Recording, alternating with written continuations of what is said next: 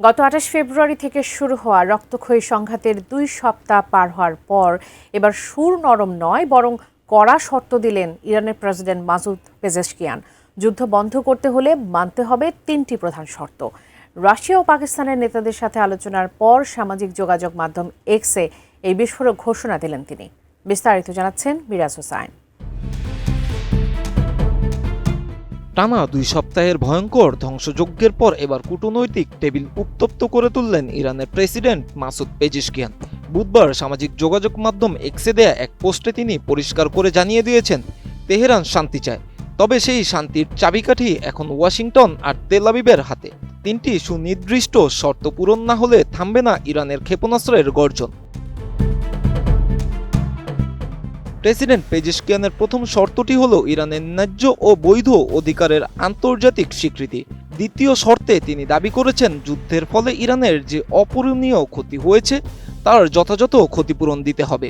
আর সর্বশেষ এবং সবচেয়ে গুরুত্বপূর্ণ শর্তটি হল, ভবিষ্যতে আর কখনোই ইরানের উপর কোনো হামলা চালানো হবে না, এমন আন্তর্জাতিক নিশ্চয়তা কিংবা গ্যারান্টি প্রদান করতে হবে বলে জানান তিনি। নতুন বাংলাদেশ গড়তে এলো জুলফিকার স্টিল। জুলফিকার স্টিল, ইস্পাত দৃঢ় অঙ্গীকার। পেজেশকিয়ান তার পোস্টে বর্তমান পরিস্থিতির জন্য সরাসরি জায়ানবাদী শাসন ব্যবস্থা এবং যুক্তরাষ্ট্রের উস্কানিকে দায়ী করেছেন। তিনি স্পষ্ট করেছেন, ইরান শুরু থেকে এই অঞ্চলে স্থিতিশীলতা চেয়েছিল, কিন্তু তাদের ওপর যুদ্ধ চাপিয়ে দেওয়া হয়েছে। এখন ৩ শর্তের বাস্তবায়ন ছাড়া মধ্যপ্রাচ্যে শান্তির কোনো পথ খোলা নেই বলেই মন্তব্য করেছেন পেজেশকিয়ান। যুক্তরাষ্ট্র ও দখলদার ইসরায়েলের সঙ্গে চলমান যুদ্ধ বন্ধের জন্য ইরানের সঙ্গে যোগাযোগ বাড়িয়েছে মিত্র দেশগুলো। প্রেসিডেন্ট পেজেশকিয়ান জানিয়েছেন, ইতিমধ্যে রাশিয়া ও পাকিস্তানের শীর্ষ নেতাদের সাথে এ বিষয়ে দীর্ঘ আলোচনা হয়েছে। রাশিয়ার প্রেসিডেন্ট ভ্লাদিমির পুতিন শুরু থেকেই শত্রুতা বন্ধের আহ্বান জানিয়ে আসলেও ইরানের এই ৩ শর্তের বাস্তবায়ন নিয়ে বিশ্ব নেতাদের অবস্থান এখন কি হবে সেটি দেখার বিষয়। সামরিক বিশ্লেষকরা মনে করছেন, ইরানের এই শর্তগুলো যুক্তরাষ্ট্র ও ইসরায়েলের জন্য মেনে নেওয়া বেশ কঠিন।